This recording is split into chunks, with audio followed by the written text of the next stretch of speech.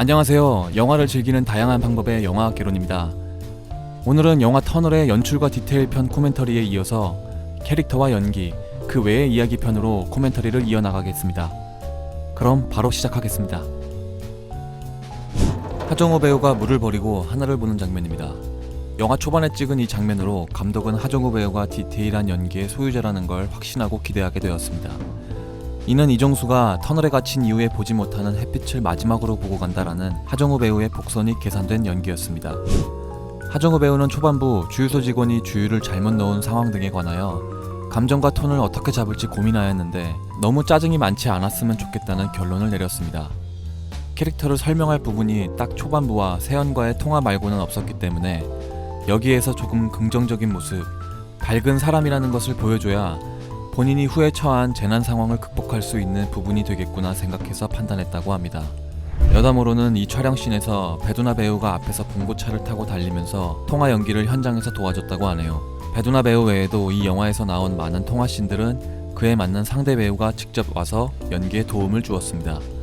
이 장면에서는 목 받침대의 쇠 부분이 이렇게 길 줄 몰랐는데 막상 슛을 들어가고 나니 길어서 뺄 수 없게 되었고, 보통의 배우라면 감독님 이거 컷하고 다시 갈까요? 라고 할 법하지만 하정우 배우는 끝까지 다시 넣는 연기까지 해줘서 좋은 샷을 건졌다고 합니다.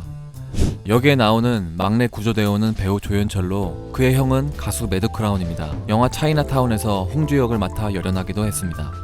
의상 피팅 당시 남편인 정수가 터널 속에서 춥고 외롭게 있기 때문에 아내 세연 또한 목폴라든지 따뜻한 느낌의 의상은 지향하는 걸로 선택했습니다.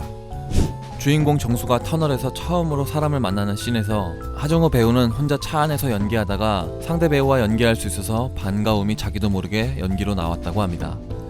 또한 이 씬에서 대본이 있지만 움직이면서 비는 공간들이 생기기 때문에 그 순간들을 채우기 위한 대사들로 매번 테이크가 달라질 수밖에 없었는데 하정우 배우의 즉흥성을 남지현 배우가 다 잘 받아주어서 감독도 놀랐다고 합니다. 이 씬에서는 하정우 배우가 대본으로 접했을 때 만약 실제로 내게 그런 일이 생긴다면 나는 어떻게 해야 될지 모르겠다라고 했습니다. 그래서 연기도 어떻게 해야 될지 모르는 걸로 표현했습니다. 조금이라도 과하거나 코믹하게 리액션을 한다면 상대 배우의 감정을 깨트릴 수 있기 때문에 조심스러웠다고 합니다. 뚜껑을 여는 것은 지문에 없는 부분입니다. 촬영 전 기술적 리허설을 하면서 배두나 배우가 저 공간에서 세연의 감정을 따라 시연하게 된 것입니다. 개봉 후 감독이 놓치지 않고 캐치해줘서 감사했다고 했습니다. 아저씨 죄송한데 물 좀. 미나와 달리 상황 돌아가는 것을 알고 있는 정수가 죽기 전 물을 더 달라는 미나의 말에 고민하는 표정과 어쩔 줄 모르는 눈빛을 감독은 좋아했습니다. 처음으로 허리를 폈을 때의 느낌을 잘 살린 하정우 배우의 디테일한 연기입니다. 감독은 이 분노하는 장면에서 상당히 고민했습니다. 여태까지 긍정적으로 버티던 정수가 무너지면서 감정 표현을 어떻게 해야 될지, 디렉션을 어떻게 줘야 될지 고민하던 찰나에 감독도 생각하지 못한 최고의 감정 표현을 보여줘서 하정우 배우에게 감동했습니다. 어두운 공간에서 오래 있고 영양이 부족하다 보면 노안이 급속도로 온 부분을 디테일을 살려 연기한 부분입니다. 배두나 배우가 이 영화를 하기로 결심하게 된 씬입니다. 그 이유는 자신이 이미 전날 다 울어버린 사람처럼 울지 않으며 연기하고 싶은 도전적인 생각이 들었다고 했습니다. 그러나 막상 촬영에서는 자기도 모르게 눈물이 나와버렸습니다.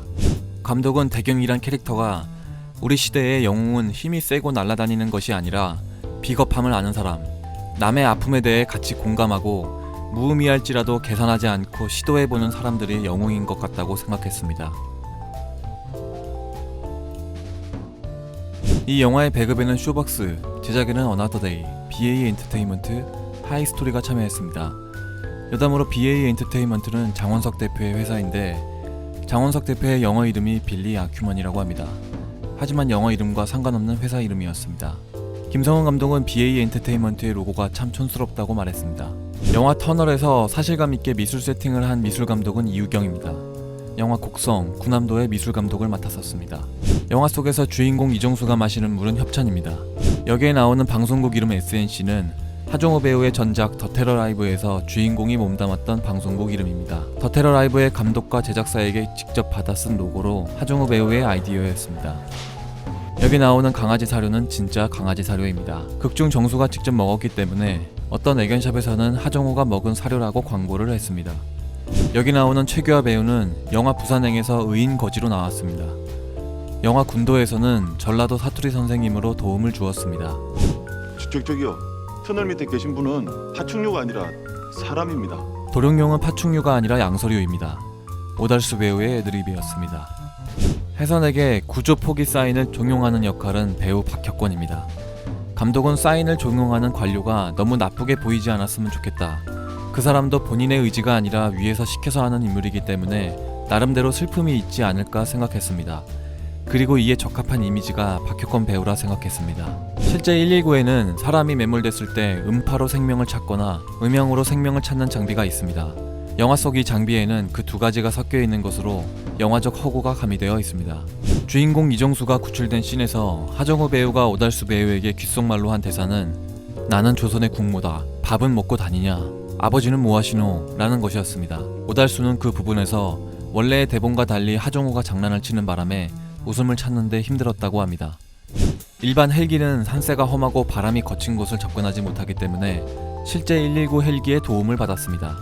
이 장면에서는 기자 역을 맡은 배우들 외에도 촬영팀이 섞여서 막 찍은 부분입니다. 이 장면의 터널은 상도 터널입니다.